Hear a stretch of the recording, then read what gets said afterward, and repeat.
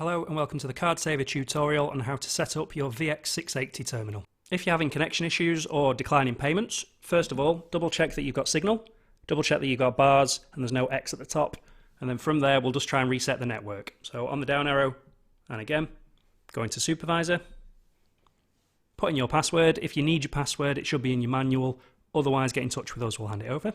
And then either go into media or GPRS setup. If it's media, tap on that, then go into GPRS setup. And then simply tap on Restart Interface first.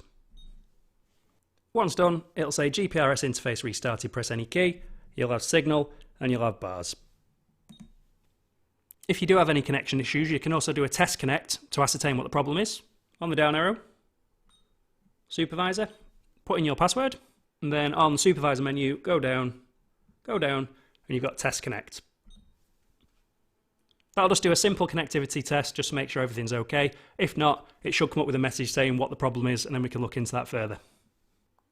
If your terminal ever comes up with an error message of PPP auth failure, it means the terminal has the wrong APN settings for the SIM card they have. For example, there could be an O2 roaming SIM in the terminal, but the settings on the terminal is set to a different network. We need to change those. So first, again, check that you've got signal and there's no line, no X. If that's the case, and you've tried to restart the network and it's still not working, we'll have a look at the settings. Go down, and down again, and go into Supervisor, put in your password, and then go into Media or GPRS Setup, and then tap on this Config option here. It'll come up with this screen here, and we'll just change some of the settings to make sure it's all okay, and then we'll test the system to make sure it's working correctly. So firstly, the arrows on the screen, this is what you use. So first, anything highlighted is in black, so press right to come over into the settings, and then using the up and down arrows, you can change what you need. So normally, you'll have these settings filled in. You'll have your APN label, PPP username, and PPP password.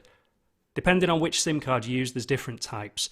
I will put on screen throughout this which password you should be trying and using. And then it's a case of if one doesn't work, try the other one. Just for the example here, this should say internet.cxn. It doesn't, it says CX7. This is the problem why this is switched off. So we just need to change that. So to make a change, press enter. And then with the yellow button, go back a space to delete the last letter. And then to get a specific letter or number, you press whichever one you need on the keypad. So for this, we need the letter N. And whilst it's flashing, you press the alpha button at the bottom here to scroll through capital letters and lowercase. Keep pressing it and it'll scroll back round. Once you've found the correct one and you've put in all the letters, press enter. If you make a mistake, the yellow button goes back a few spaces until you find whichever one you need to change. So normally it should say APN label internet.cxn, and then username should be web, password should be web, but I'm just going to put up the passwords to change it to. I'll just show you how to change the first one. So highlight whichever one you need, press enter. And then with the yellow button, clear it off. And then if we need to change it round, this one's going to be wlapn.com. So to get that, all lowercase, press whichever one you need so it's flashing, and then press alpha on the screen. Then move on to the next one. Once happy, press enter. For this one though, we're going to go back to our original settings because they're the ones that work on this SIM card. So once done, press enter. And then if you do need to change your username and password, just use the arrows and change that one, and then change that one. Once you're happy, press this left arrow. That goes back to save it. It'll come up with a box saying, do you want to save the changes? Anything highlighted in black, that's what's currently selected. So press enter. That's that done. So then press the red button to go back, and it will save your config. Once done, it'll put you back to the setup screen.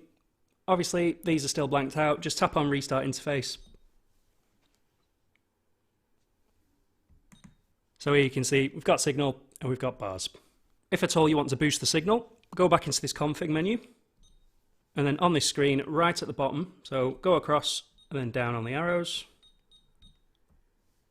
We've got a couple of menus that we do recommend that you change. You've got auto selection, press enter, make sure that's set to off. And then if you go up a couple, you've got signal threshold, press enter, and then we do recommend normally that that's set to 20, so you can clear that off and put 20. Normally it's set to around 30, 40, but you can bring it down. Basically, it means that your signal will have a better chance of connecting even at 20%.